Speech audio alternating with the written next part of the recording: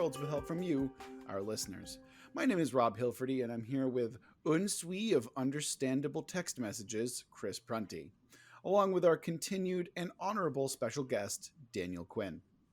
On today's episode, we're continuing our exploration into the land of a thousand clouds by exploring factions, events, and conflicts within.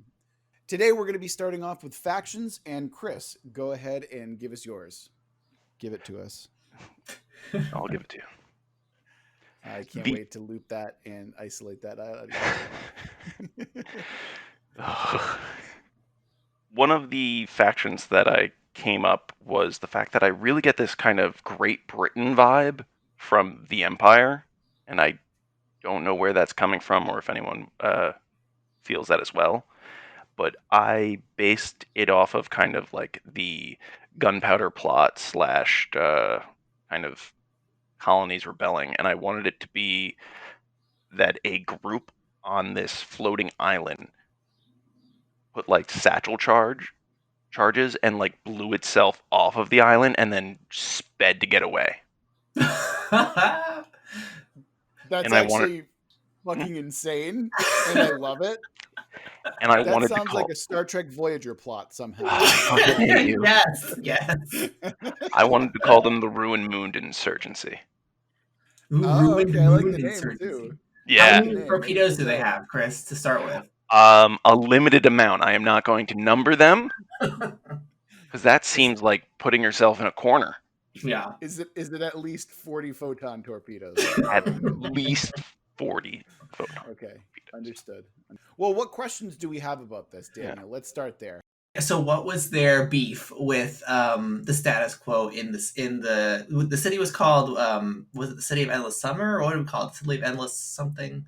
And it had to do with I don't think we ever gave it a name. I think we just called it like the Moon Empire. You know. I remember it having like some kind of like always being in sunlight detail. Oh yeah, it was because it was like it was also stationary, timeless, right? Or like eternal in some way. So yeah, we had a cool name for it. I don't remember what it is though. Eternal Sunshine.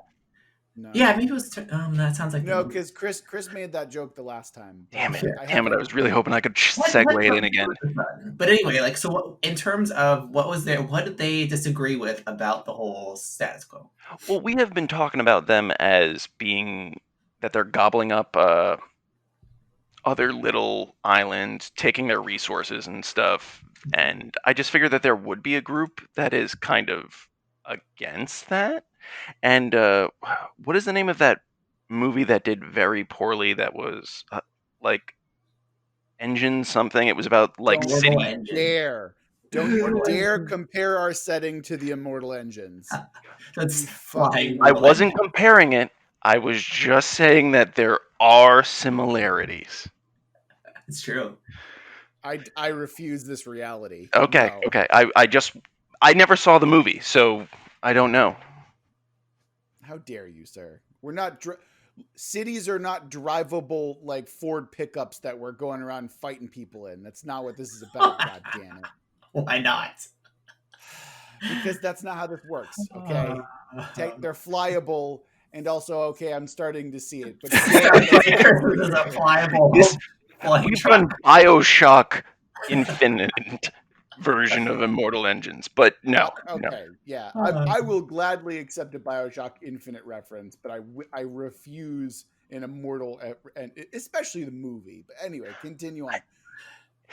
I wanted it to be a group that is just like, hey, I think we might be the bad guys. Could we maybe not? And then maybe after some unrest or anything, the idea of the faction was I wanted it to be that there was political unrest. There was no really coming to terms, so they saw that they had to literally separate and kind of splinter off, kind of like a 13 colonies thing, or I don't know, Quebec. So they're kind of like they're not really the rebellions insofar as they're like a part of the government said fuck you, we're becoming our own government, but they're still in a sense like not part of the empire, but they made like their own little separate nation state. But they're not necessarily the rebels, as in the random sky floating sky factions that are out there fighting against the empire at large. Yeah, they're more of just like, hey, we're not all about that, but also we don't like you guys either. We just want to Mhm. be our own thing where we don't have to kill people. Is that Okay. cool? I see them as like Tories almost, where like they're still kind of loyal to the empire in some ways, but they would prefer autonomy more than anything Right. else. Another question though, are they able to move their piece of moon around? Because Oh I think yeah. because the main point of the empire was that they were, essentially fixed in one position. And I'm Mhm. wondering if that's still the case here. I was thinking that maybe they strap something on there because uh, we were saying earlier that maybe since they have the ability to suspend themselves without having to use ballast or anything, that they use the floating rock itself. That this group was just like, all right, yeah, it's impossible to move the entire island, but if we take this small corner, we could move that and get far enough away that they can't track us that well. I see. Okay. So it's almost like by separating from the main entity, you're able to have a little bit more autonomy, like physically.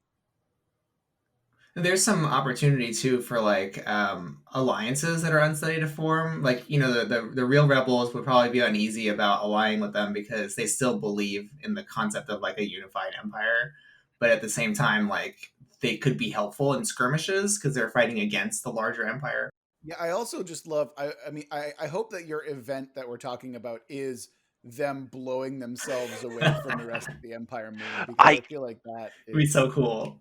Yeah, I think I that's going to was be debating that fun. being the event, but I was just like, oh man, I don't think people will go for that as my event, and I'm so glad because I don't like my event. Well, now we're going to have to hear your bad event, and we're just going to assume No. that. I Yeah, mean, I no, can picture them planting charges, and there's like this whole big like lead up to doing it all, and then once the charges are planted, there's this crazy explosion, and there's like patriotic music, and then their whole section of the island blows off. I imagine that there's an entire faction of people just going woo Yeah, as it's happening. exactly. And they're still like 20 feet from each other. Yeah, Oh my, yeah, it's like they kind of have to nudge themselves away with like Bunch of long poles. yeah. poles. Yeah. Oh They're my probably god. also Yeah, like blowing that'd be off awesome. explosions on the thing once they've separated it, so they can push away from the island while they're being attacked. Oh god, Oh, and that'd be imagine so it dumb and amazing. I love it. if it's still close enough. I see like every day both sides like putting little bridges down. to attack to each Yeah, other like we pirates. we can't have that because then it just like they would just get like immediately obliterated, right? Like That's that's not how true. that would work. Because they have way too Uh, much firepower, the larger island. yeah, Yeah. exactly. My faction takes place rather than in the sky. It takes place in the chaotic Earth below. So, does anyone familiar with the show? It's a pretty bad show called Earth 2. No, No. no. What is that? Good. Earth Well, okay. 2. Since you're not familiar with Earth 2, which was like I think in the late '90s kind of show, it was about a bunch of people trying to travel to. They found the second Earth and they're trying to colonize it. But there were these aliens that lived under the ground that were strange. They kind of reminded me of in Star Wars the Tusken Raiders, but not as dumb like as them. So I'm picturing a cross between that and the Protoss in the sense that they're these tall, mouthless, genderless beings that have like a different skin texture and that communicate telepathically. And so these beings live in the earth, and so they contain a fragment of the intelligence that's been spread throughout the kind of chaotic intelligence that's been spread throughout the chaotic earth, the from the I guess the time moon collapsing into it. And they're kind of the people above call them weird walkers, and they're kind of like shamantic sort of beings, and they're immune to the whole entropic decay that happens down there. They're not really a civilization in a way that we understand. Like there's pockets of them here and there, and people encounter them, and they're very skeptical of outsiders and potentially like fight with them. And people don't know a lot about them, and they're definitely enemies to the sky pirates who come to pillage for artifacts and such because they I guess reside in ruins where those things are. So they kind of pop out attack people and protect their ruins from invaders. So if they are immune to the entropic decay, I would imagine them to be a little bit more nomadic as well, because Yes. they might be immune to it, but their surroundings certainly aren't. So they're Yeah. gonna have to dealing with that as well. That's I pretty imagine, cool. I yeah, I didn't. imagine them kind of like having they're like roving groups that take shelter in different parts of the planet, but they've learned to like adapt to its chaotic like landscape. That's. I'm imagining all sorts of weird technology. Oh, pun not intended. About surrounding like what they're able to like utilize and everything like that. And also, yeah, that must be a weird existence, like to Mm-hmm. kind of live in a earth that is constantly in flux. Yeah, like I bet their living structures aren't really like houses. They probably have like structures that are mobile that they can set up and then like reside in. And I imagine them like living like if like the landscape is like constantly destroyed, chunks of earth that are shifting or tidal waves hitting things, they can survive in that, whether by sailing across it or living underneath outcroppings and in caves and things. And they're intelligent. So what's their main function in the setting then? Are they mostly used as like window dressing? One thing I'm always kind of wary of is when we have other species that are designed just to be like an offset of something that we're used to, right? So what makes them integral to the setting? What makes them part of the machine of the setting, so to speak? The way I was thinking about them is that they're not natural to the setting. So whatever event caused the whole chaos on the ground to happen, like they were created by it. So when I say like they have a spark of the intelligence of the world, whatever intelligence is going on deep within the core of what's happening wherever that time moon collapsed, they arose from that. So they have some intimate knowledge of what's happening, but because they're hostile to outsiders, it's really hard to communicate with them, but they might have secrets as to the nature of the world below. So let's recap real quick, Yeah. because this planet once had three moons. This planet once had three moons, two of which were destroyed, and the third one was partially destroyed, which is where you get the floating continent of the empire. And I would like for you to clarify what you mean by like the royal underneath, right? The kind of chaos of the earth. Oh, it wasn't the time moon that was destroyed, it was the other two? Correct. The Okay, so the then they must be made of the other two then that were destroyed. I basically mean like the catastrophe that happened as a result of the moons falling to the earth, like they arose from that. So they may Gotcha. have some understanding of the events that led up to that because their history, like they've been alive since then, even though they're not a civilization and that they're kind of like roaming throughout the chaotic earth. But because they're hostile to outsiders and they don't trust all these sky pirates coming and stealing the artifacts that are among the ruins they live in, it's really hard to communicate with them and extract that history. Gotcha. Yeah. So are these basically like moonlings? Like they are inhabitants or perhaps native to the original moons, and Oh my then god, I didn't even think about that. Ooh. Yeah, I like yeah, that. okay, They're because that's where my survivors. brain immediately goes. Is Yeah. it's like, oh, they're just natives to, and actually that adds kind of a cool layer to it as well, because Hmm. now from their perspective they're forced to survive in a really inhospitable habitat, right? Yeah. Like they're forced to survive in a place that is constantly in like time flux, but because they're rooted in the other moons, that they're Mhm. immune to that essentially. Oh, that's perfect. And that means that it also hints at maybe that if they came from those two moons, that must mean there could be people on the time moon. Actually, that's really Mm. interesting, because that kind of goes into my faction a little bit. Oh, there we go. Well, as you probably have already known, I've been rewatching Avatar: The Last Airbender because goddamn, that show is amazing. I wanted to do a little bit of an homage, and my homage is to the Order of the White Lotus, which is this very secretive society that kind of tugs its strings behind the scenes. And I wanted to do something like that, where they're mysterious and they're secretive, and there is this kind of unknowable thing about them. And I wanted it to be where their missions don't necessarily benefit anyone. So that's why the rebels don't really trust them. The empire doesn't really trust them. they're kind of seen as this enigma, and I wanted it to be something along the lines of their whole goal is to restore the moons back in the sky, and I'm intentionally leaving it a mystery as to how they intend to do so. So when they produce missions, or when they go through and they back, the rebels one day and then the empire the next, they don't know, or people from the outside looking in don't understand what's going on, and they don't know if they like there's obviously a deep mistrust for them because of their loyalties are so alien compared to the rest of the world. Like the rebels want to fight the empire, and the empire want to maintain the status quo. That's it. That's very simple. But this third party, this other order, is so alien that they just don't fit in either way. And that is partially why they have to maintain secrecy and everything like that. Now, you said they're a secret society. So are people inside the empire aware of their existence, or are they completely secret to everyone? Like, are they behaving as other people?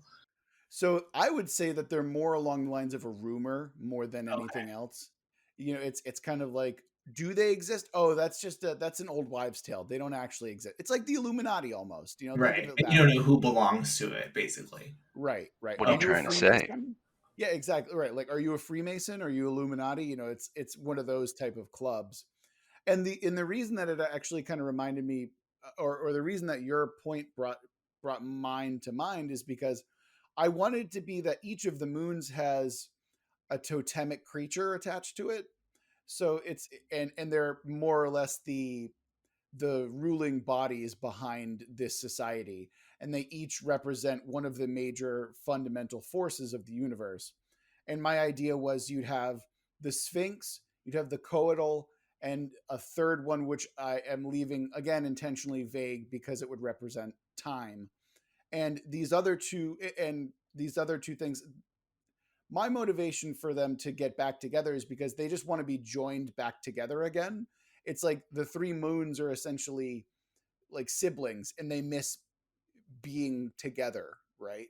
So but how they do it is a little different. These creatures, they're what are they? Were they like native entities in these moons, or you said they governed over the moon?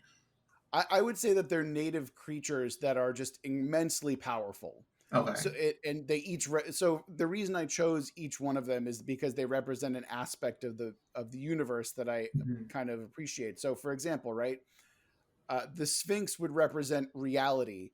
And the reason that it always talks in riddles is because it's talking to multiple people all at once. And to those perceiving it, it's speaking in riddles and you have to decipher it. And to it, it's just trying to say something that is applicable to everyone it's speaking to all at once. It has to sift through reality in order to make sense of it all. And the best it can come up with is riddles, like understanding riddles and whatnot. When it's talking to people and kind of giving something that's applicable to everyone involved, uh, but it's still also something that no one really believes in. You were saying that it's something that people don't really believe in, that it's like a legend, right? No, these creatures absolutely exist, but I'm saying that the order that they rule over is kind of an enigma. Like that is the rumor. Oh, so that order serves them, is what you're saying? Yes. Oh yeah. Okay. I suppose I should have mentioned that at the Oh, top. okay. Yeah. So then that implies that these people, I mean, maybe their acolytes aren't literally from those moons, but whoever's in charge of this organization must have come from those moons. Correct. Yes. Okay. That's ultimately what I was trying to get at. And then the two creatures that fell from the destroyed moons, that means they're in the world below, Right. and they Or may be causing they're some of the both chaos. right. They're both winged. They're both winged though. Mhm. So technically they could kind of fly, and they can be Go wherever they amongst the want. rebels and whatnot. They Uh, might be bound in some way, and that's why they can't get out, which would be yeah. interesting. Because you could, if you have these natives, right? The natives, hate to use the word natives, but that's essentially what they are. Natives to the moons that are below, like the weird walkers. They must know of the existence of these creatures, and probably they came from the moons that were destroyed where they lived. So then you have some good alignment of motivations because now you have like maybe the people that are like in behind your secret society aren't 100% aligned with the people in the world below, the weird walkers, even though they have the same goal. Like maybe because they decided to go to the surface and interact with humans, they don't appreciate that, you know. So now you've got some possibility for disagreement within even a faction. I feel like the weird walkers have kind of accepted their lot, Mm-hmm. that this is our new world, this is Yeah. our new land that we're going to live in, and they probably see it as this is our dominion, Right. right? Because they're living amongst them. They're the undisputed rulers of the earth, Mm-hmm. And except for when That's the fair. and if the creatures are bound, maybe they have a goal of like freeing them, maybe take over the world above potentially. But the secret society seems like they want to put things back the way they were, you know. yeah, and that's the thing. That's why I wanted them to be kind of like weirdly neutral, is Mm-hmm. because in some cases it is restoring balance, but also is it actually restoring balance though, right? Yeah. Like there's this kind of personal motivation behind it where they're not entirely sure, where people from the outside aren't entirely sure what their actual Mhm. goals are, like, or it's almost a matter of how does this benefit us, but because the people in the order are so loyal that they just don't question it. They're like, look, we're Mhm. serving these beings of reality and space that are so unbelievably intelligent compared to us that we're just going to go with it, like Right. whatever but at the same time, because one of their leaders is, it's a sphinx who speaks only in riddles, deciphering orders can be kind of a problem sometimes, at least for part of the people. And so that's why I think that you can get into this secret society and have two of the sides fighting on opposite ends and them not even realizing it in some Mhm. cases. And what's really interesting too is that the lesser minions within this secret society may not even have any knowledge of any of this. Like they just may think they're part of a secret society where they can get like, you know, whatever benefits they might get. Like maybe they get artifacts or wealth or something for serving the society, but they don't really understand what they're actually serving, you know. That's exactly what I had in mind as well, Mhm. where to us the Illuminati or the Freemasons are just a way to make our business grow, or Right. just a social club. But maybe there is some kind of a deeper, kind of more sinister agenda that exists. Oh my God, Chris, do you remember the episode with the brain aliens that attach to people on No, he TNG? really doesn't. I assure you, he does not That's remember what that this reminds episode me very of. much. Go on. What were we saying about the brain aliens? It's the one where they have to blow up that one ensign at the end, and there's like a mother alien in his gut. Oh, in the Starfleet Admiral, and it's like Yeah, really brutal. yeah, it's gross. Oh, I like this because now I've got some connections between the groups. You know, like we've got like an overall conspiracy, right? But then we've got, you know, layers of factions that could interact. So there's many ways you could play that potentially. Yeah, because I wanted to go beyond just the regular Empire Rebels thing. Like, I'm Hmm. glad that Chris came up with a third entity as well that was a little bit neutral. Yeah, Um, because you could play it on different. You could, I mean, you could play a straight, you know, Sky War, right? But you could also play like a secret intrigue thing that's happening within it. You know, where that's the backdrop. Absolutely. And that's part of the fun, where yes, there's war that's happening that can be manipulated and everything like that, but it's also a matter of uh like people, because wars are always manipulated by people and by needs. Like, Mhm. it's just a matter of how war works, right? Like, we need this thing, we need this resource, we need this parcel of land for whatever reason, and then there are people who are like, yeah, I will benefit from that, sure, I can go ahead and push that agenda, no problem.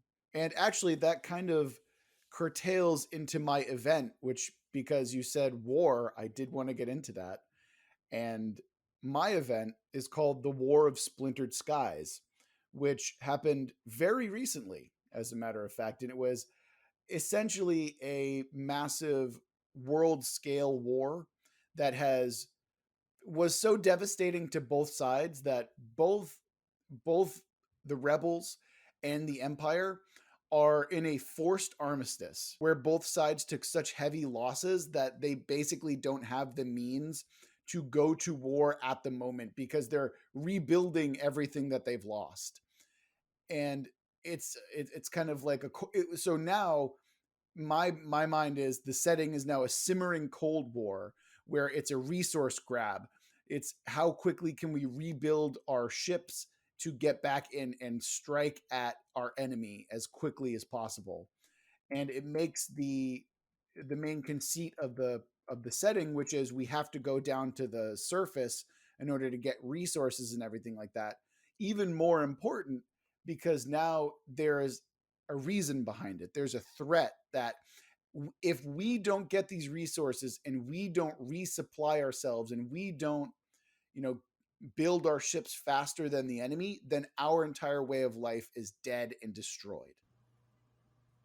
Since this kind of shifts the balance of power because the Empire no longer would have an overwhelming advantage, what was the nature of the end of the war that caused such cataclysmic damage? Like, was there something specific that really crippled the way they all can interact, or crippled the Empire in particular? Well, see, I wanna challenge that because the Empire still has an overwhelming advantage in resources and technology, but the difference is they don't have an armada that they can just kind of send out at will. Okay, right? so like their troops are really decimated.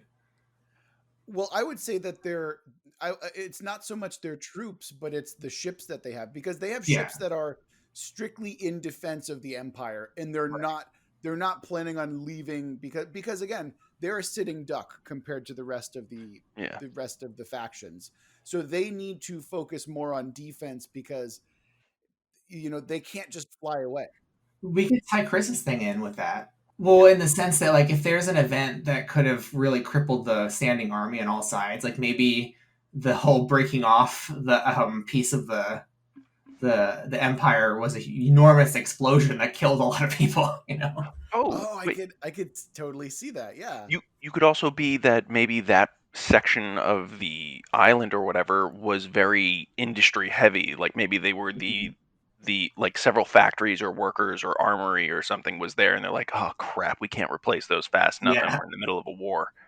Oh, that's actually, yeah, that's brilliant. So you have this idea that, and I had an overarching idea that there was, a capital H hero who is in charge of the rebellion and sacrificed himself during this whole ordeal. And yeah, I was leaving that kind of vague to be filled in at a later date, but I love the idea that there was some kind of heroic sacrifice involved, and to have it be to separate and cripple the Empire in such a way that allowed this gunpowder plot to continue or to go on. I'm my brain is like overloading with how much I want to integrate everything involved right now. Because I see it like we're putting together a puzzle right now, right? Before we even get started on this, why don't we answer this question? Did the gunpowder plot happen as a result of the war, or did it happen as a result in the aftermath of the cataclysmic event? Were the gunpowder plot people so pissed off at this catastrophic defeat that they decided to separate, or did they separate as a result of this catastrophic event? I kind of see it as maybe they saw their chance. They're like, all right, the Empire's been preoccupied. They've been weakened a little bit. They won't be able to take us on or divert resources to handling us. So what if we do this now? It gives our best chance of success. It's kind of like when, what was it, the Rising in Ireland. Okay, yeah, I'm totally okay with that. So it's a matter of they're opportunists. Like let's take advantage let's strike while the iron's hot. Let's go ahead and knock this out while we have a chance. So this explosion happened, then they broke off, is what you're saying. Something like that. I actually, It wasn't like a natural explosion. So well, no, what we could do, right? We could make it so the cataclysmic event fractured that part of the island, right? Like let's say that the rebels were targeting or were specifically targeting the manufacturing area of the Empire, and they create a massive explosion that fractures it but doesn't actually blow it apart. Yeah. In the aftermath, the gunpowder plot kind of sneaks in and finds the fracture point and this starts to slowly but surely make it worse and worse until they can eventually immediately, like, or just entirely blow themselves apart from the mainland. I like that. I would want to add one wrinkle to it is in that when the rebels were planning these charges, what I would like to be the case is that they never intended for it to be as big an explosion as it was. Like I'd like there to be some kind of like accident that not accident, but some kind of like unintentionalness to it that caused so much casualties on both sides. It reacted with some sort of minerals or something. Yeah, like maybe they didn't expect the level of the damage they did. Well, see, what I'm thinking happened is that this was supposed to be a raid, and the Mhm. Empire, due to intel, knew that it was going to happen. And so, to protect the rest of the rebels from getting away, the hero had to sacrifice themselves. And as a Mhm. result, this massive explosion happened, right? Like, Yeah. go ahead, I'll hold them off, it'll be okay. And what should have been okay ended up being a massive explosion that destroyed like a lot on both sides. Yeah, because if some of it wasn't expected, like you're saying, then it would be more plausible that everyone was like really set back by it. Right. And I imagine that it's not just a matter of, well, like, you cripple the infrastructure of the empire, and also because the rebels have less resources in general, by Mhm. knocking out part of their fleet, that's also like a much larger deal than the Yeah, empire having that as well. So I think that all works together. yeah, cool. Woo. All right. Who wants to go next with their event? I could do my stupid event. Actually, It's yeah, not Chris. I guess. Chris, go ahead. Do your stupid event. I want to hear your stupid event. No, it's if you want to see like the little note that I put, like you have you ever seen that comic where it has it just like DM notes and it just says sexy goblins? No, I do know what you're talking that about. sounds It's amazing. like, isn't it like sexy goblins question mark or something Yeah. like that? Yeah. It's kind of like, man, you planned so much ahead. And it's DM notes sexy goblins question mark. Yes. Yeah, I absolutely know what you're talking about. Yeah. So the event part of this Word document that I have says lunar holiday magic with several A's. So what you mean to say is magic, right? Magic. Yeah, because I was just like, it's also a question mark because I was just like, have we talked about magic? Is magic even a thing? Chris, one of the main tenets of the world was the use of magic. So yes, magic is Yeah, but absolutely a not thing. magic users. The time mages were kind of the closest we had. What is a mage? Well, Just to what does a recap, mage we had do? 3 types of magic, right? Wasn't it reality, We had time, time, space, and reality. and Yes. space? Yeah. Magic. Yes. But But I mean, I guess what you're asking is who gets to use the magic, right? Is what you're yeah, saying. is it sorcerer or study? Mhm. I had it more sorcerer in this one, where it's more of like an innate talent more than anything else. All right. Yeah. So I think the lunar event kind of thing that I wanted to have happen was kind of to once again bring up Avatar was kind of like how the eclipse or certain star events like uh not asteroids, meteorites, Comets. comet, thank you, Yeah. would heighten people's power. Oh, okay. Okay. I can fuck with that. Yeah. That sounds cool.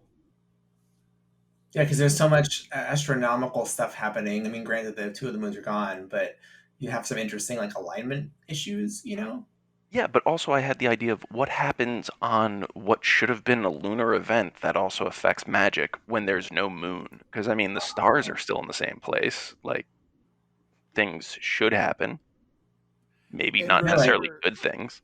and remember that, like, the fragments of the moon are still in, like the earth itself, right? Like, Yeah, they're fragments, and those are the artifacts of power that Daniel keeps alluding to. Mhm. yeah. And So maybe you need to go down there to take advantage of the alignment now. maybe it makes it easier to find because they're resonating in some way. Oh, I like that. That's a good idea. It makes it so, like, now I'm imagining, The Mummy, another favorite movie of mine, where, like, they're right before they find Hamunaptra, and they have to wait at the morning when the sun just starts to rise so they can see where Hamunaptra actually is. Mm. Like, something like that, but a celestial event where it's like, okay, on this day during this phase of the moon, we, this thing will be revealed to us. Whether it be artifacts or whether it be some kind of uh, unknown. Actually, we could do. We could have it be something along the lines of a tear in reality, because again, part of the moon. So it can be a way of we can incorporate some kind of Lovecraftian like dreamscape mythos to it, where Mm. there are these cities that the portal only open. It's like what's it called? Not Carcosa, but the other one where you can go there and you see all the weird dream merchants and stuff like that. I remember that there was a frog that cursed someone, like a stone. The Dream Quests of Unknown Kadap. Yeah, there we go. Thank you, Daniel. You're better Lovecraft fans than me. But no, like, how cool would that be? Where it's like every couple of years, you have the opportunity to go to this weird merchant city that is completely alien, and like because of a celestial event. I think we established in the previous episode like time dilation pockets. So maybe that's related to that. Like maybe they emerge, like the dilation ceases in those spots, and you can go to those places. That's a great idea. Yeah, we could throw that in as well. Oh, that's cool. I can. Yeah, I'm way more on board with this now.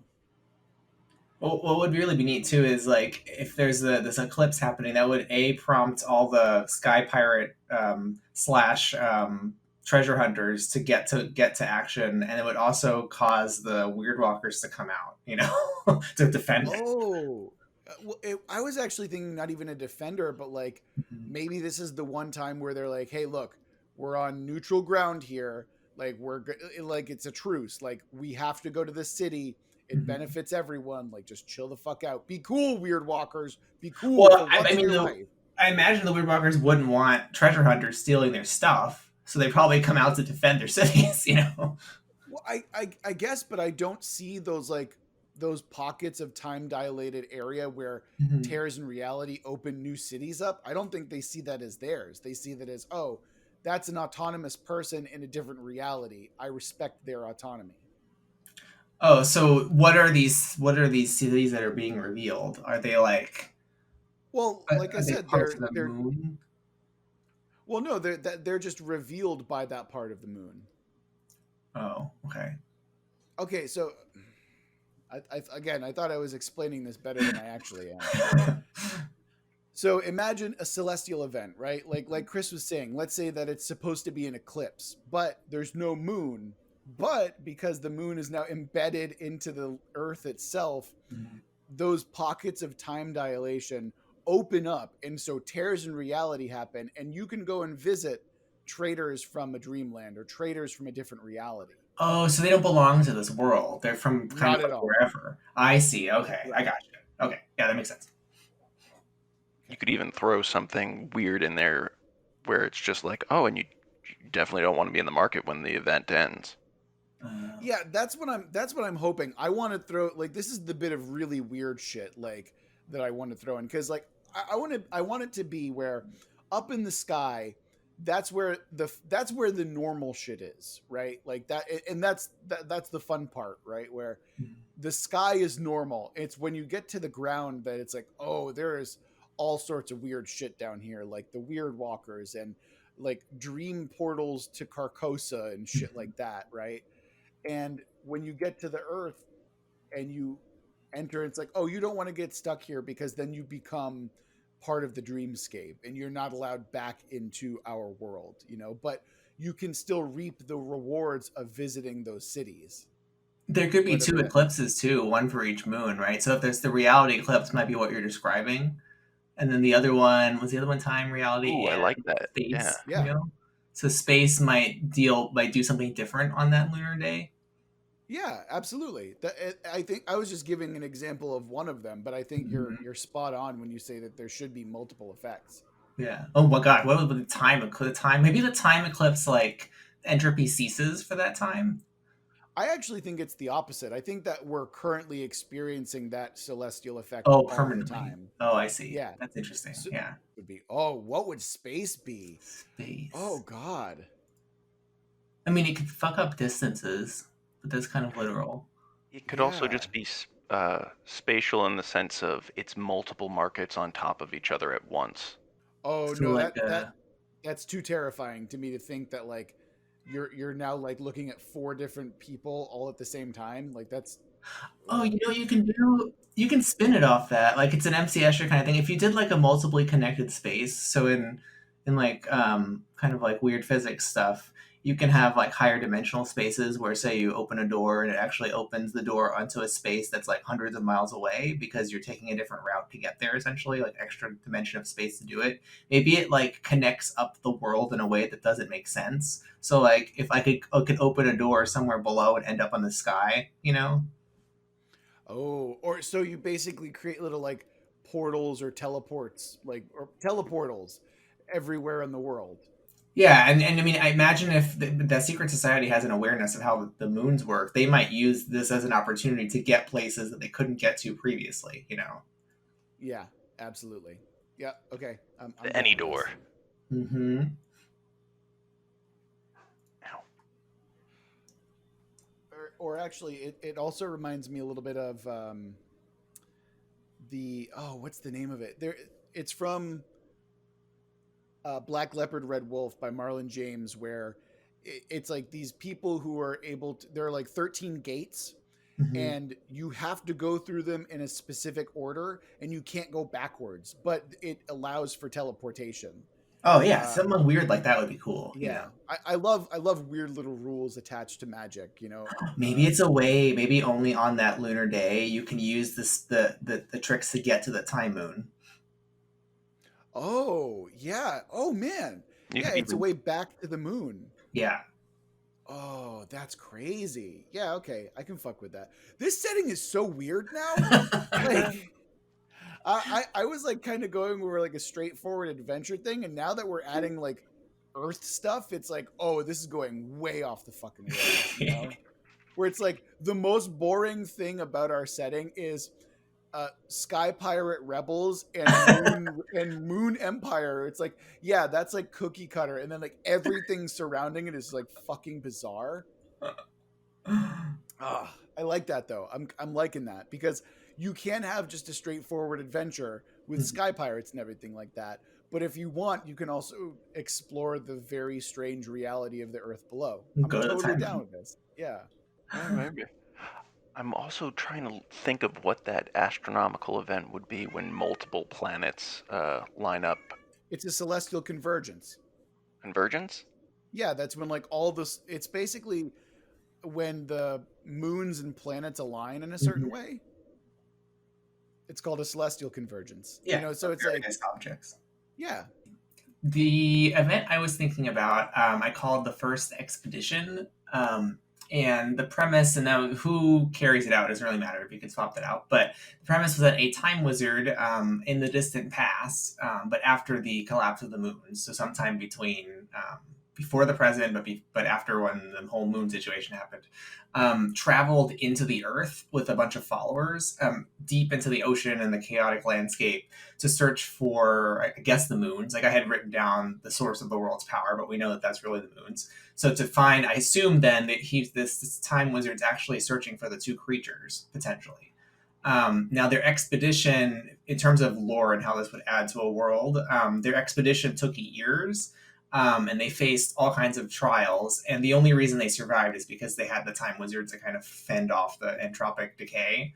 They faced all kinds of trials and problems, and they left lots of outposts that are now abandoned and broken apart, and records of what they found and what they've discovered on their journey as they traveled deeper and deeper. And ultimately, it's believed the Time Wizard found what they were looking for, but once they got into the structure, so I'm always picturing like a pyramid or something deep underneath the world, got access to it, and then vanished. And the followers were all driven mad or were killed or lost through a calamity. So I assume they got access to wherever those creatures were, or at least one of them. And so, in terms of what's useful to the rest of the history, is that it's possible to follow their trail if you know where to find the outposts and those records. Okay, that's really cool.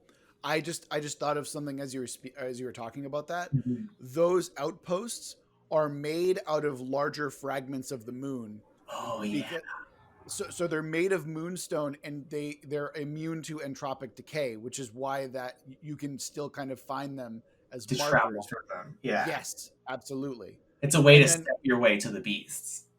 yes, also is this where the weird walkers live? Are they Yes. attracted to those like shaped parts of their original moon? And that would actually make sense if they were natives to the Mhm. moons to begin with. And I bet the records show all the encounters they had with those weird walkers. They had to fight them often or try to communicate with them, and it was really difficult.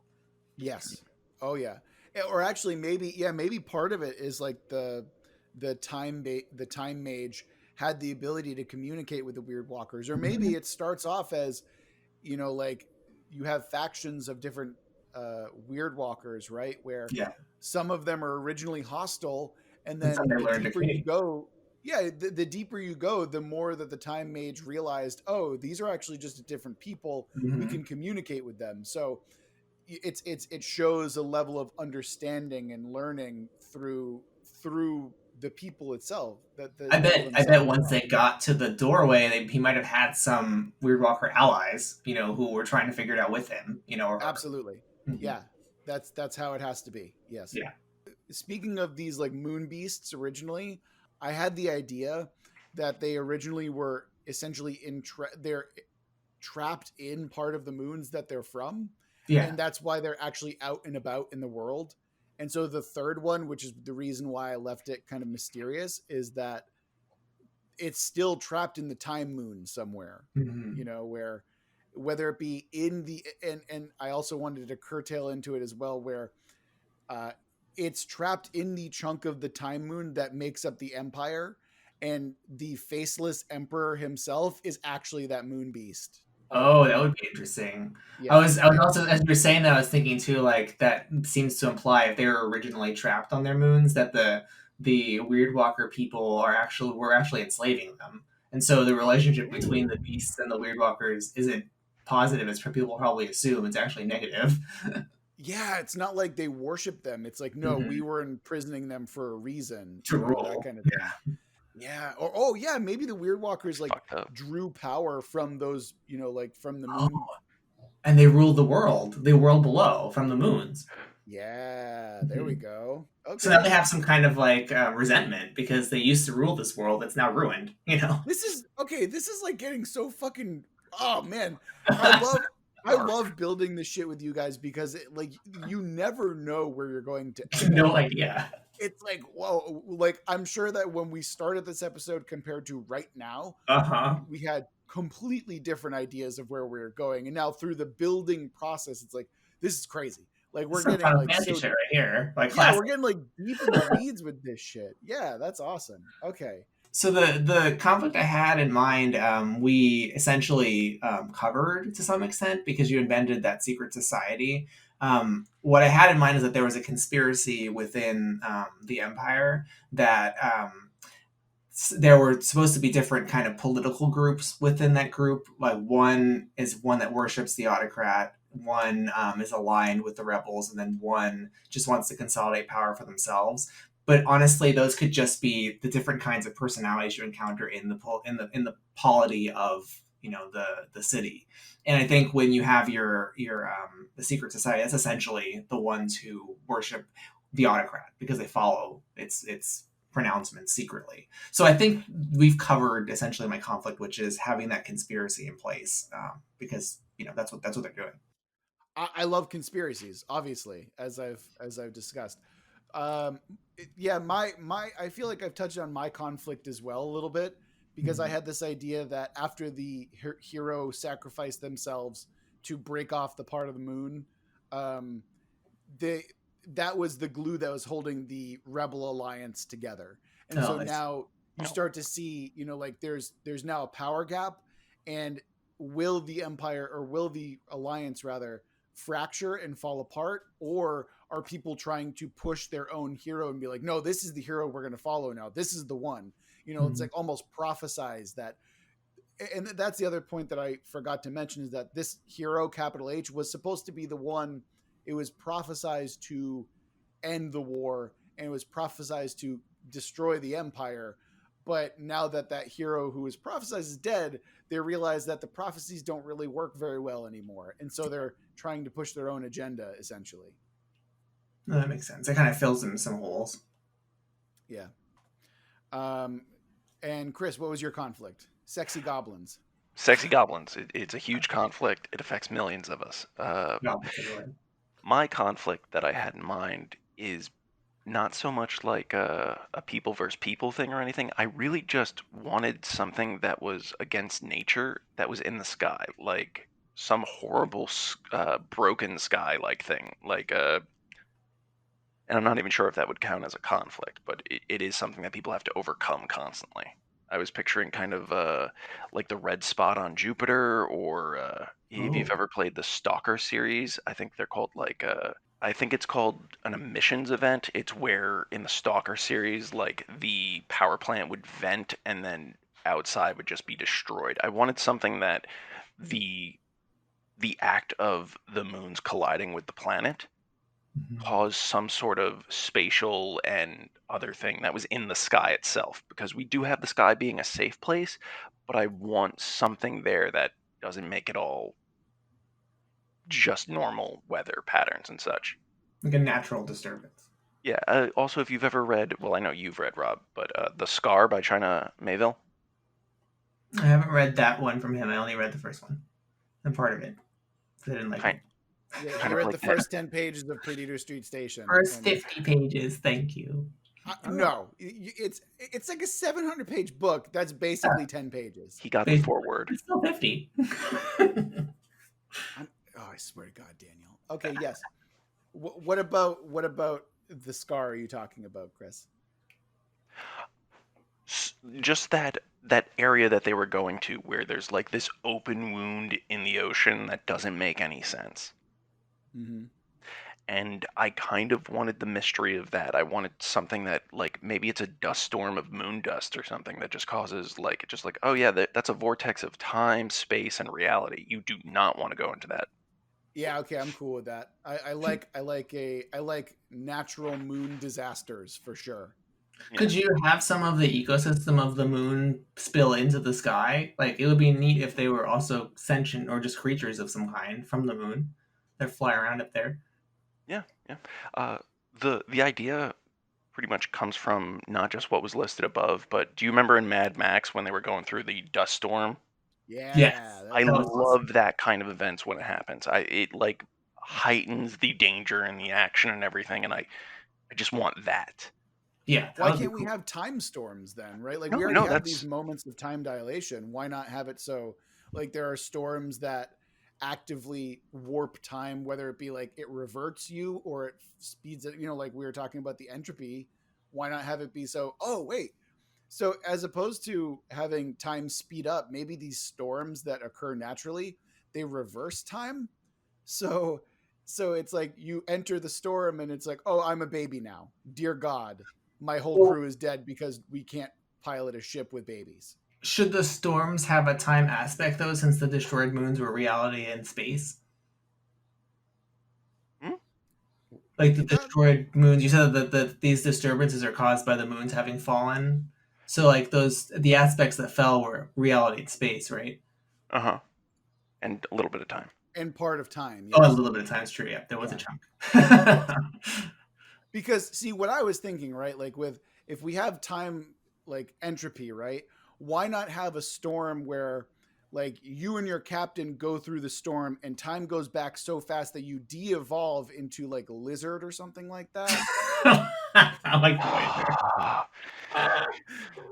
Well, you just have different flavored storms. You just have different flavored storms, one for each, Yeah, exactly. Like that Star Trek storm that I just mentioned, that I've been long conning you with this whole time.